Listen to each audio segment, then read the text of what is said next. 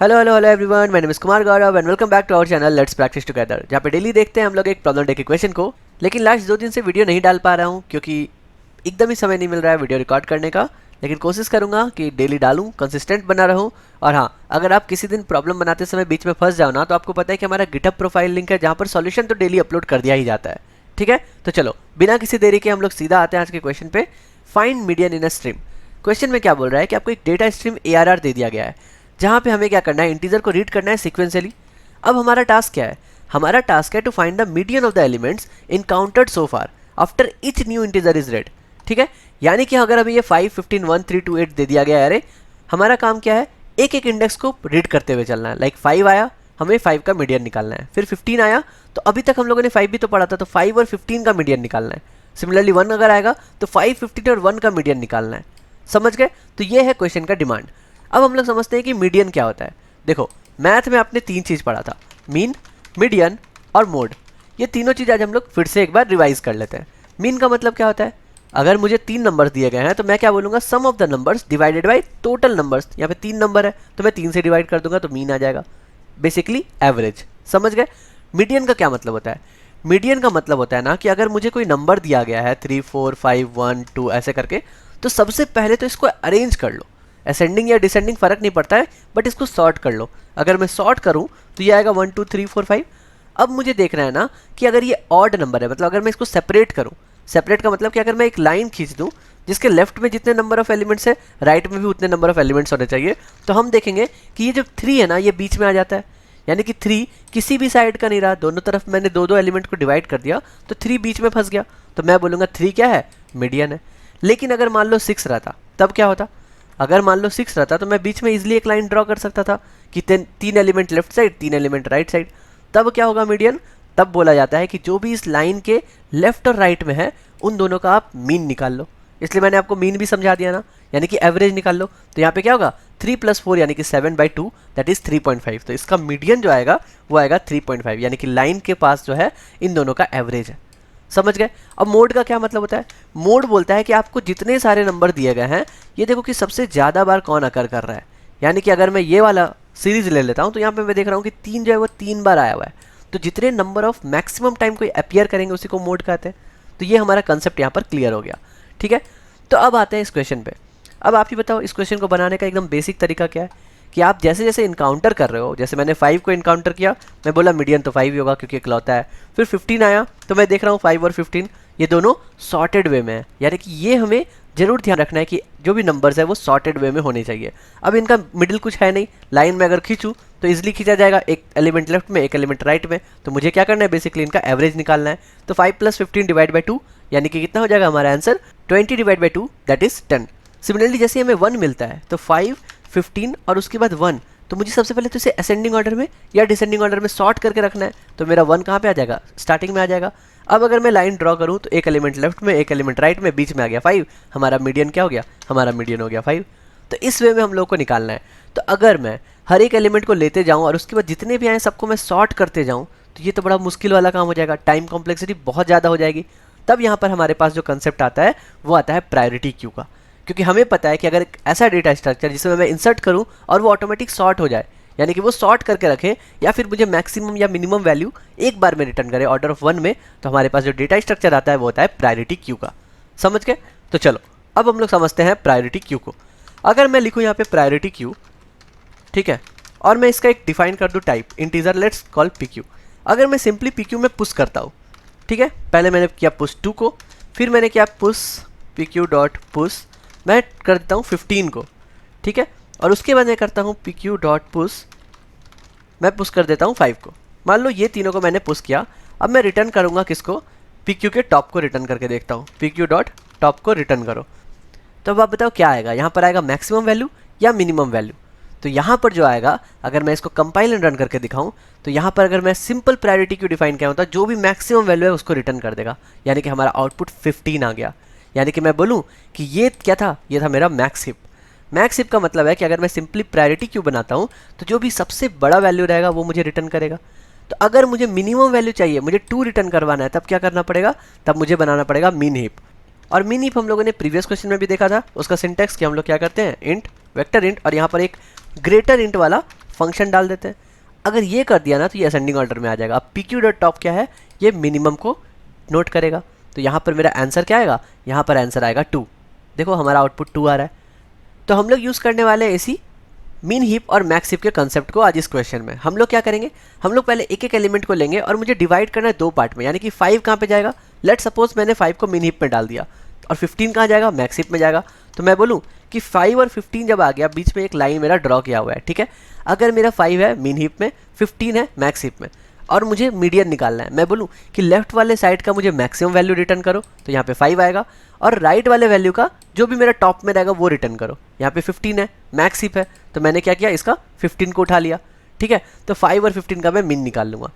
ये एक वाले एग्जांपल में समझ में नहीं आएगा। मान लो मैं और एलिमेंट्स को फिल करता हूँ, मान लो मैंने 1 को फिल किया, तो 1 किधर फिल होगा, मैं चेक करूँगा 1 को किधर फिल करना है, 1 5 में या फिर 15 के बाद। तो मैं देख रहा हूँ कि जो भी मेरा टॉप पे वैल्यू है उससे अगर छोटा वैल्यू है तो मैं इधर ही रख दूंगा, ताकि 1 5 आया, ताकि अभी भी अगर मुझे निकालना रहे इसका मीडियन तो मुझे पता रहे ये 5 मिले टॉप पे, ठीक है।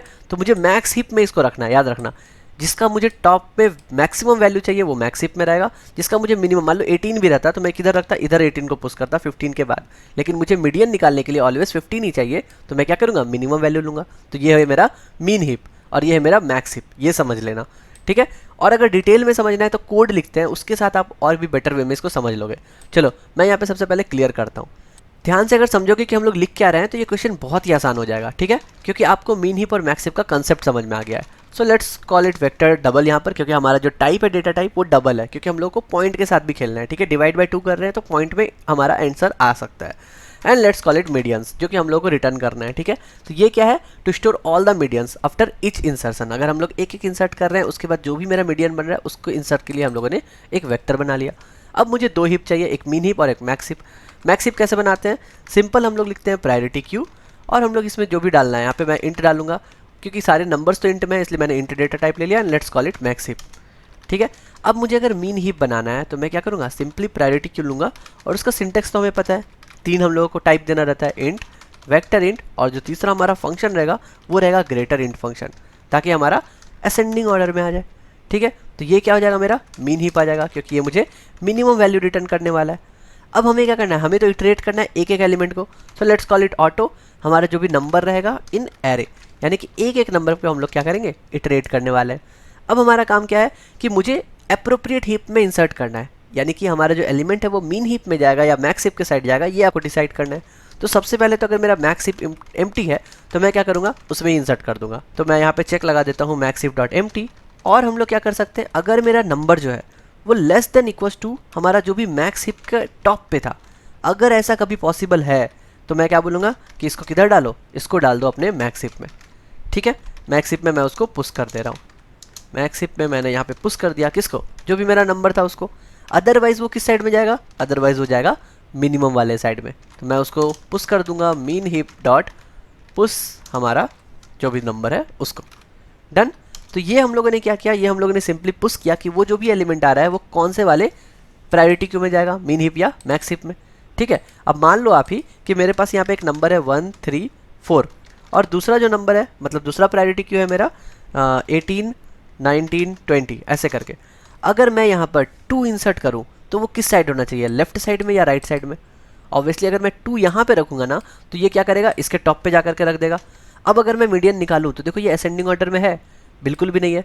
मुझे क्या करना है, ऐसा सोचना है कि 2 प्रायोरिटी को अगर मैं ऐड कर दूं या बगल बगल में रख दूं तो भी वो असेंडिंग में ही होना चाहिए। तो मैं 2 को किधर करूंगा, लेफ्ट वाले साइड में इंसर्ट करूंगा, ताकि जो भी मेरा टोटल नंबर आएगा वो मेरा अभी भी असेंडिंग ऑर्डर में ही रहे, ठीक है। तो हम लोग को बस ये मेंटेन करके रखना है। अगर ये समझ लिए तो ये आपका इंसर्शन बहुत ही आसान हो गया। अब इंसर्शन अगर हो गया है तो मुझे बैलेंस भी बनाए रखना है, यानी कि ये जो मैं पार्टीशन कर रहा हूँ ना, अगर मान लो सिर्फ और सिर्फ एक तरफ में 1 और 2 रहे और मैं दूसरी तरफ में सब कुछ रख दूँ 3 4 18 19 20, अब क्या मीडियन निकालना आसान है, नहीं है। क्योंकि मीडियन के लिए मुझे ये लाइन जो है वो बीच में रखना पड़ेगा ताकि दोनों इक्वली सेपरेट हो जाए, इक्वल नंबर ऑफ एलिमेंट्स दोनों साइड में रहे।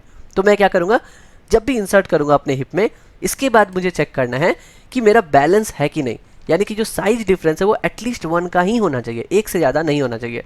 तो मैं क्या करूँगा, बैलेंस करूँगा। मैं यहाँ पे कमेंट डाल देता हूँ बैलेंस करना है, तो मैं लिखूँगा इफ़ कंडीशन कि जो भी मेरा मीन हिप का साइज़ है क्या वो ग्रेटर देन है किसका, मैक्स हिप प्लस 1 से। यानी कि अगर एक डिफरेंस से ज़्यादा है, एक तक हम लोग अलाउ करेंगे। लेकिन अगर किसी समय इंसर्ट करते करते एक से ज़्यादा आ गया, तब मुझे क्या करना है, उसे मैक्स हिप में पुश करना है मिन हिप से हटा करके। तो मैं बोलूँगा मैक्स हिप में पुश कर दो किसको, जो भी टॉप पे था उसको। तो मैं बोलूँगा मैक्स हिप से पुश करो किसको, मिन हिप के टॉप को। मिन हिप के टॉप को उठाओ, मैक्स हिप में डालो, मेरा एलिमेंट उसमें चला गया और मिन हिप से उसको पॉप कर दो। तो इससे मैंने क्या किया, सिंपली बैलेंस कर लिया उसके साइज़ का। एल्स हम लोग क्या चेक करेंगे, एल से फिर से चेक करेंगे मैक्स हिप के लिए भी सेम है कि नहीं, यानी कि जो भी मेरा मैक्स हिप का साइज़ है वो कहीं ग्रेटर हो गया मिन हिप के साइज़ +1 से। +1 क्यों, ये याद रखना, क्योंकि हम लोग एक मैक्सिमम जाने दे सकते हैं। किस केस में, जब भी मेरा ऑड नंबर ऑफ एलिमेंट्स रहेगा।